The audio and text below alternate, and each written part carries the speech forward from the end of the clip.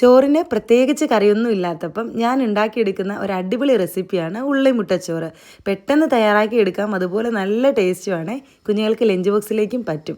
അപ്പോൾ എങ്ങനെയാണെന്ന് നോക്കാം. ആദ്യം തന്നെ നമ്മൾ ചോറ് വയ്ക്കുന്ന ഏത് അരിയാണോ അതൊന്ന് വേവിച്ച് മാറ്റി വയ്ക്കാം.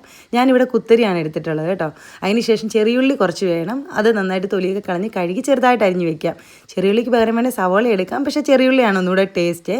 ഇനിയിപ്പോൾ ചോറ് നമുക്ക് റെഡിയാക്കി എടുക്കാം. അതിനായിട്ട് പാൻ വെച്ച് വെളിച്ചെണ്ണ ഒഴിച്ച് കടുക് പൊട്ടിച്ചതിന് ശേഷം 2 വറ്റൽമുളക് കട്ട് ചെയ്തിട്ടു, കുറച്ച് കറിവേപ്പില ഇട്ടു, അരിഞ്ഞ് വെച്ച ചെറിയുള്ളി ഇട്ട് ഒന്ന് മൂത്ത് വന്നതിന് ശേഷം ഒരു ചെറിയ തക്കാളി നല്ല പഴുത്തത് എടുക്കണം കേട്ടോ. അത് ചെറുതായിട്ട് കട്ട് ചെയ്തിട്ട് കൊടുത്ത് ഒന്ന് വഴണ്ടി വന്നതിന് ശേഷം കുറച്ച് മഞ്ഞൾപ്പൊടി, കുറച്ച് മുളക് പൊടി, കാശ്മീരി ചില്ലിയാണ്, അതുപോലെ കുറച്ച് ഗരം മസാല. ഞാൻ ഗരം മസാലയ്ക്ക് പകരം ബിരിയാണി മസാലയാണ് ഇട്ടേക്കുന്നത് കേട്ടോ. അത് നല്ലൊരു അടിപൊളി ടേസ്റ്റാണ് നമ്മുടെ ഈ ചോറിന് കൊടുക്കുന്നത്. ഉണ്ടെങ്കിൽ ഇട്ട് കൊടുക്കാം, ഇല്ലെങ്കിൽ ഗരം മസാല മതി. കുറച്ച് മാത്രം കുരുമുളക് പൊടിയും കൂടി ഇട്ട് നമ്മുടെ പ്രധാനപ്പെട്ട ഐറ്റമായ 2 മുട്ട അതങ്ങോട്ട് പൊട്ടിച്ചൊഴിച്ച് തീ ഒന്ന് കൂട്ടി വെച്ചതിന് ശേഷം ചിക്കിയെടുക്കാം. തീ കൂട്ടി വെച്ച് ചിക്കുന്നത് മുട്ട ചെറിയ പീസുകളായിട്ട് കിട്ടാനാണ് കേട്ടോ, തീരെ പൊടിയായിട്ട് പോവാതിരിക്കാനായിട്ട്.